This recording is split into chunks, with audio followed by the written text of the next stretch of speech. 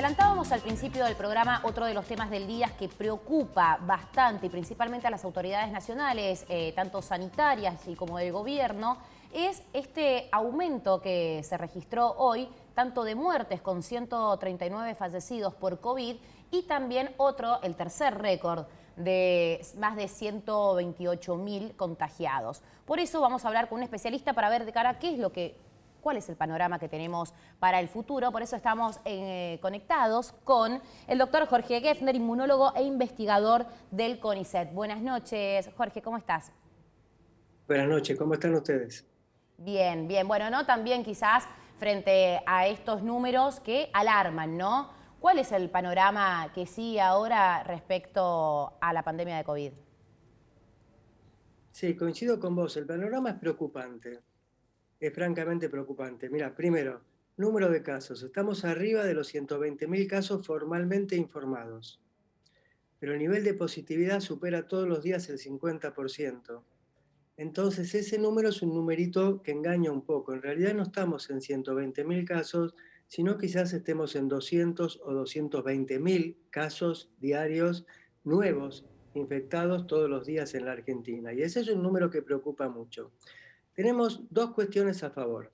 Primero, un porciento de vacunación muy importante, 73% de vacunados con 2 dosis, hasta el 85% con una dosis, y eso te brinda una protección a la población muy importante. Y después Omicron tiene una tendencia a ser menos lesiva, en general, no siempre, menos grave que Delta. Ahora bien, ¿por qué nos preocupamos? Porque los números son enormemente altos, el pico de fallecidos en el día de hoy pegó un salto importante, y día a día, si vos ves las últimas semana y media, todos los días tenemos 200 o 150 nuevos internados en terapia intensiva. Que estos son los Entonces, si números que bien esto, principalmente hay que prestarles atención, ¿no? Más allá de la cantidad de contagios, es lo que se ha estado asegurando en este último tiempo, ¿no? tal cual, y tenemos que sacarnos de la cabeza una idea que circula y que es falsa. Esto no es una gripecita, no es una gripecita. Porque circula y mucho en gente joven y no tan joven también. La idea, bueno, si nos vamos a contagiar todos y lo vamos a superar después de 1 o 2 días, bueno, no es así, no es así para todo el mundo, y eso se refleja en los fallecidos que se están incrementando, y se refleja también el incremento en terapia intensiva. Y no solamente en la Argentina, no solamente en la Argentina. Estos números son muy, muy altos en el exterior. Si vos tomás hoy por hoy Estados Unidos, tiene 26.000 personas internadas en terapia intensiva, es prácticamente el mismo número que tuvo en el peor momento de la pandemia. Entonces, ese es el juego de Omicron. En Jorge. general va a ser mucho menos lesiva, pero es para preocuparse. Claro, y con ese salto entonces de las muertes que pasaron de 75 a 138, a 139, más las camas de terapia, como usted mencionaba, que es leve, ¿no? No es mucho el aumento en comparación con la segunda ola, pero igual tiene un progresivo aumento. Más de esto que usted dice, que tenemos más contagios de los que pensamos. Hacia futuro, en unos meses, ¿cuándo empieza entonces a descender esta tercera ola? Porque pareciera entonces que vamos a tener un constante ascenso, ¿no?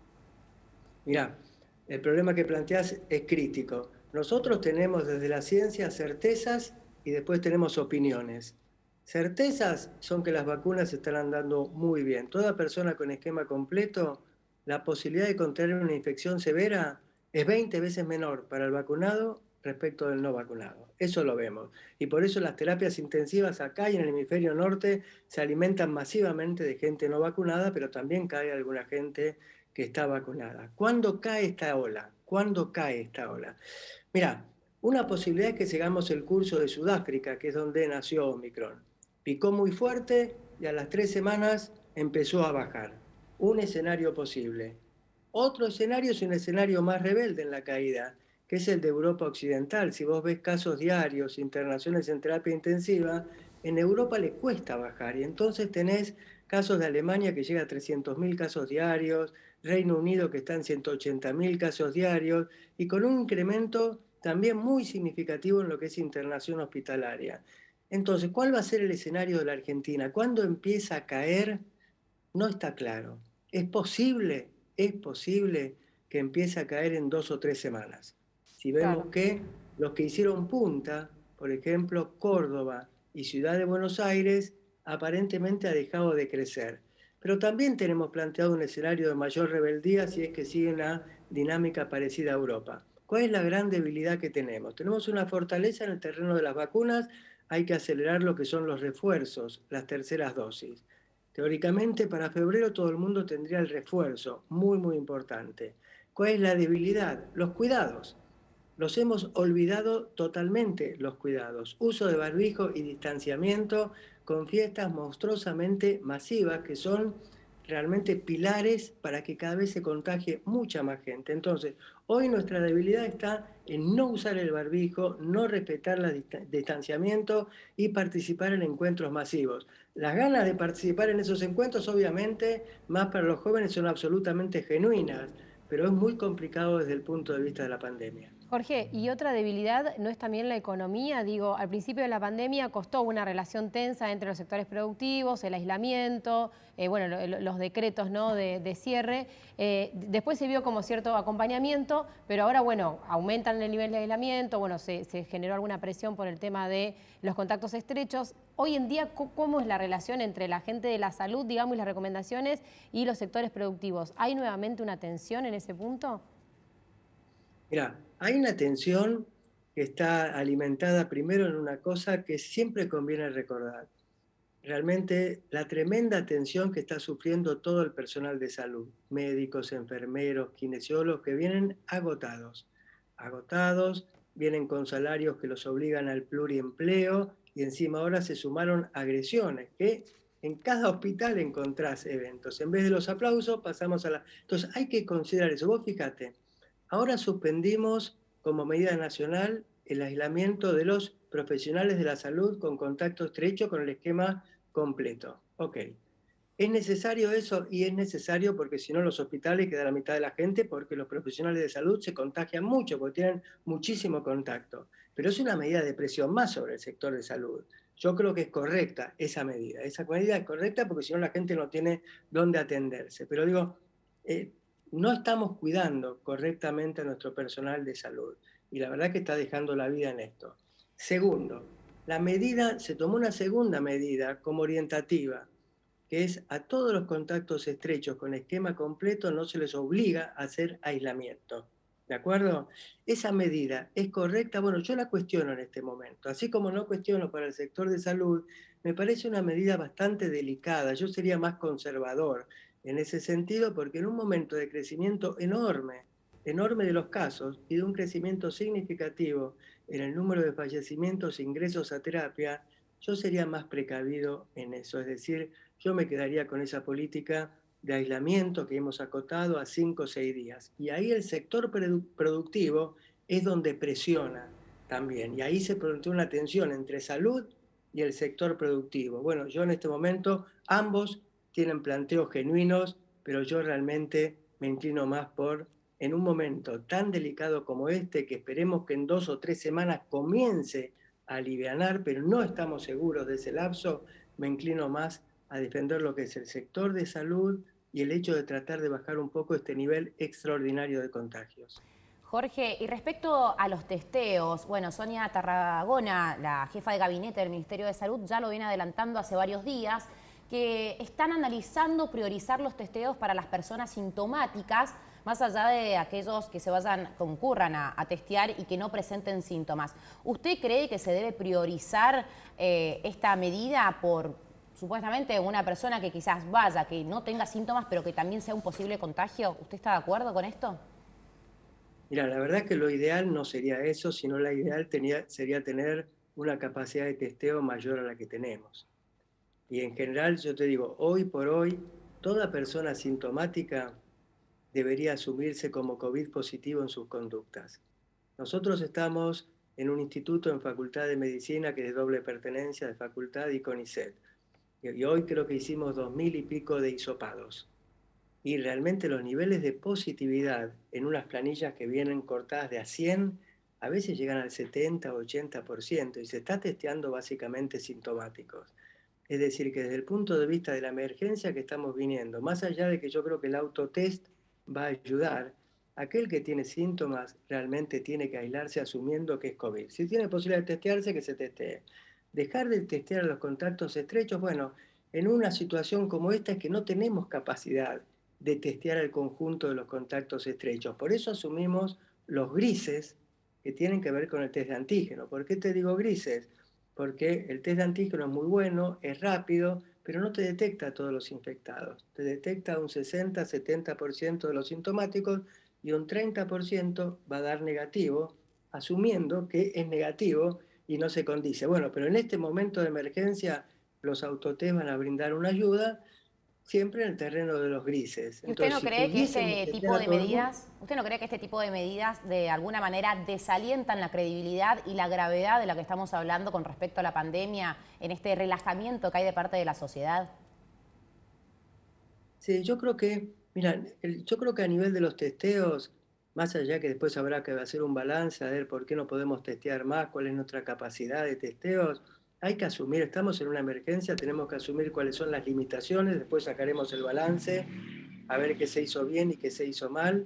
Y bueno, fíjate que estamos en 150.000, 160.000, 180.000 o 90.000 testeos y encontramos 120.000 o 130.000. Hay muchos que realmente se nos filtran. Ojalá tuviéramos mayor capacidad de testeo, pero hoy por hoy no la tenemos. Jorge, y A mí con... lo que me preocupa, más que la limitación del testeo, es cuando de hecho dejamos trascender cosas como que esta fase de la pandemia es una gripe que no nos preocupa, o que estamos en la pospandemia, que incluso en Europa el premier español habla de que estamos en la Pandemia. pospandemia. Y la verdad que hay que tener mucha imaginación para pensar que este escenario, donde el día de ayer hubo 3.800.000 infectados, es decir, se cuadruplicó en todo el mundo el número de infectados en un solo día, eso no es estar en un momento de endemia, es estar en plena pandemia con una variante distinta y con un esquema de vacunación que avanzó mucho. Es decir, esos mensajes son los que confunden más que una limitada capacidad de testeo que realmente tenemos y tenemos que asumir como tal. Claro, Jorge, y en ese sentido, la positividad entonces, no, usted lo decía, es una de las más altas del mundo, incluso en la última semana con un 64%. ¿Qué estrategia sanitaria nos permitiría que tengamos un buen sistema de testeo y que conozcamos los reales casos que tenemos en este momento en el país? ¿Qué se podría trazar hacia adelante? Claro, mira, desde el punto de vista lo que tenemos que plantear es claramente esta idea que estamos conversando, estamos en un momento delicado de la pandemia, no estamos en pospandemia, no es una gripecita, cuídate un poco, intentar no participar en reuniones masivas y poner aforo a las reuniones masivas como medida de gobierno, de todos los gobiernos. Vos fíjate que Europa hoy lo tiene y tiene el mismo nivel de contagio que nosotros. No hay prácticamente en Europa, estoy hablando de España, Francia, Alemania, reuniones masivas y nosotros sí las tenemos y la verdad que no es el momento adecuado para tenerlo. Y en cuanto al testeo, yo creo que la introducción de los autotest es una medida importante, en el sentido que descomprime un poco estas enormes colas donde confluían gente infectada y gente no infectada que se iba a testearse, algunos porque se sentían mal, otros porque tenían que viajar. Y después habrá que hacer una proyección a futuro, en el sentido de cómo hacemos para realmente este déficit que arrastramos en la capacidad de testeo, superarlo realmente. Ahora, eso va a costar un tiempo y estamos en una emergencia en este momento. Claro. Jorge, luego de 2 años casi completos de pandemia y un sistema de salud que venía resentido, que bueno, que se fue fortaleciendo a medida que la pandemia fue avanzando, ante un agravamiento de esta situación, ¿está preparado el sistema de salud, tanto los profesionales como físicamente las instituciones para responder? Yo no creo para nada que esta pandemia y que esta ola podamos asimilarla a lo que pasó en junio, julio del año pasado, donde llegamos a tener 600 fallecidos y 80 y pico por ciento de ocupación en terapias intensivas. ¿Por qué? Por la vacuna. Básicamente por la vacuna y en segunda instancia por una tendencia de Omicron, que es un virus diferente que ataca básicamente nariz, boca y garganta y ataca menos al pulmón. Dicho esto, no vamos a un escenario de julio, pero Claro. tampoco vamos a un escenario de la gripecita. Si el sistema de salud, realmente todo lo que es personal de salud, pero cuando hablamos del sistema de salud, más que las instituciones, estamos hablando de gente de carne y hueso. Por ejemplo, yo te hablo de médicos residentes, que yo trabajo mucho con chicos jóvenes médicos que hacen jornadas, y no te estoy exagerando, hacen jornadas de 12 y 15 horas diarias. Y debe 12 haber, y 15 horas diarias. debe haber Entonces, muchos de ellos que están inaugurando su profesión con la pandemia, digo, que toda la experiencia que tienen es en este contexto.